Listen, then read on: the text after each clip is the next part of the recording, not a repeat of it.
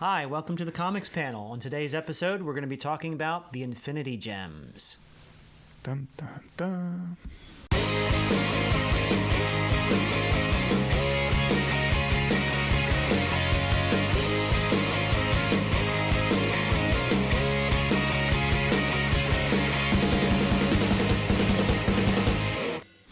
All right. We're going to talk about Infinity Gems 101. Infinity Gems 101. We're going to not get into the more recent stuff, but the stuff that came before, more like the origins of Thanos and stuff like that, and not so much Thanos, but the origins of the stones and where they first appeared in print. Just to give you a background, because they are appearing in the movies, and they're going to continue to appear in the movies. And I think they're going to end up morphing their storylines in the future. So anyway, this is how they was first done. Jim Starlin, a great writer, artist, was spearheaded the whole thing with the Infinity Gems. At first he called them soul gems, and they were not considered the all-powerful things that they turned out to be. And Thanos had him, Thanos the Man Titan, and he was just killed by the Avengers and Captain Marvel. And right after that storyline, while he was using the gems and he was going to put them into a giant machine and destroy planets in the universe and do all the crazy things Thanos is going to do, he gets defeated and killed by the Avengers and Marvel, and he dies and he goes and meets Death, his love of his life, Mr. Go Death. figure. Yeah. So anyway, she basically says to him that she's unsatisfied with the amount of life that is alive in the universe and thinks the scales are way too unbalanced, and she wants it to be balanced again. So she gives Thanos the task of destroying half the life in the known universe.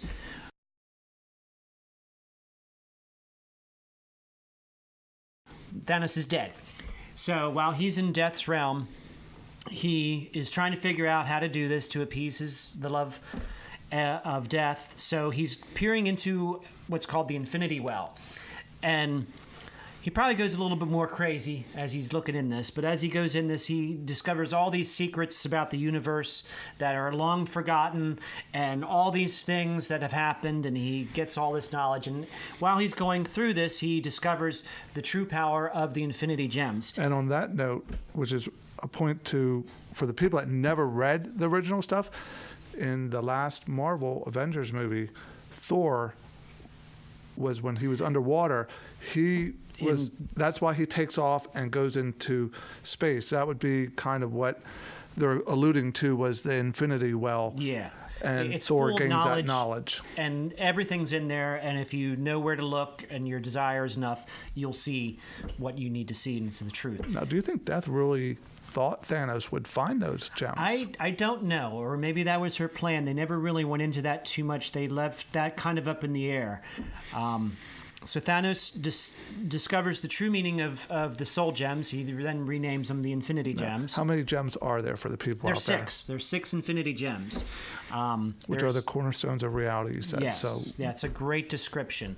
The soul gem, the mind gem, the power gem, time gem, space gem, and... I think you got them all. I think I'm missing one. Reality. Yeah, okay. Did I say reality? Reality. Each one has control over each aspect of what they're named after. The power gem gives all the power to the rest of the gems to be able to do what you want, and the reality gem, you must have the other gems to control the reality gem. So what happens is Thanos gets them, puts them on a gauntlet, and goes into this great story called the Infinity Gauntlet. It goes through all kinds, practically everybody in the Marvel universe is involved some way, somehow. They have this grand adventure, and they have to defeat Thanos. And Thanos is all-powerful, and you have to read it.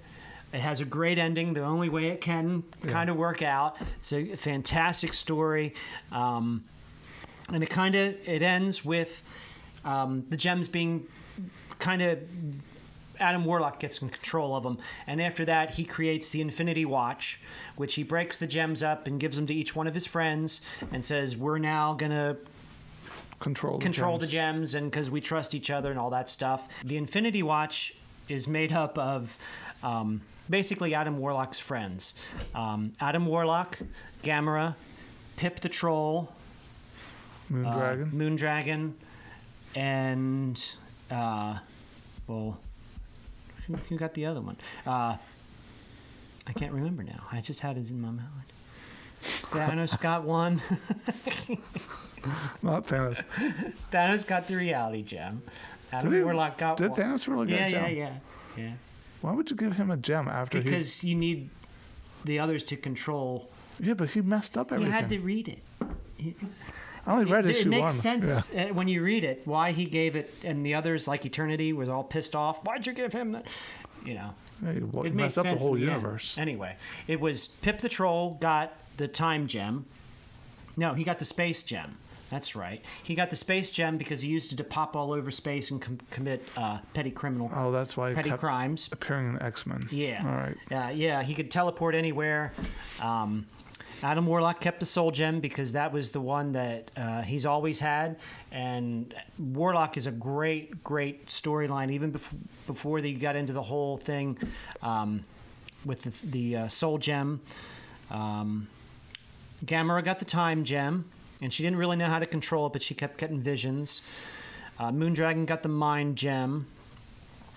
And Drax, the Destroyer, got the Power Gem. That's the one I missed. And then Thanos got the Reality Gem. And everyone was very surprised about that. But Warlock kind of kept it from the other ones in the Watch. He was the secret. The secret was he gave it back to the Reality Gem to Thanos. And Thanos, the Reality Gem, you really need the others to be able to control the Reality Gem. So by giving it to Thanos, he knew that Thanos would not be able to use it without the others, but yet he had enough power to protect it and keep it from other people. And Thanos by then had been through it all and realized that he wasn't meant to have the gems anyway. So he was kind of comfortable with that, at least for the time being. And of course, he's the Mad Titan and becomes a villain again, but that's kind of how that went as far as breaking up and making the Infinity Watch, which I thought was really good. Angel Medinas did the artwork for it. It was really neat. And that leads to the Infinity War, which was the next round of stories containing the Infinity Gems. And then it was, after that, it became the Infinity Crusade, which was the next story that revolved around the gems and the cosmic cubes a little bit. These are both really good stories also. Not quite as good as Gauntlet, but really good stuff. And kind of after that, they kind of broke up a little bit more and faded off. And we haven't really seen a whole lot of activity with them until recently. And they're only usually alluded to, so. Yeah. They're just, it's kind of, they're like the ultimate of power in the Marvel universe. They have alluded to other beings being more powerful, but they've never, the Living Tribunal was supposed to represent a power higher than the gems.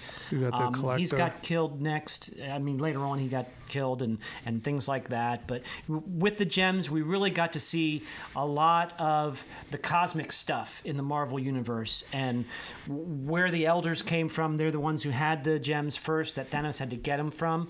That's in the Thanos Quest. Read that. That's awesome. That is all about how Thanos gains the gems, how he defeats the elders that held him, or either defeated them, tricked them. Oh yeah, destroyed them.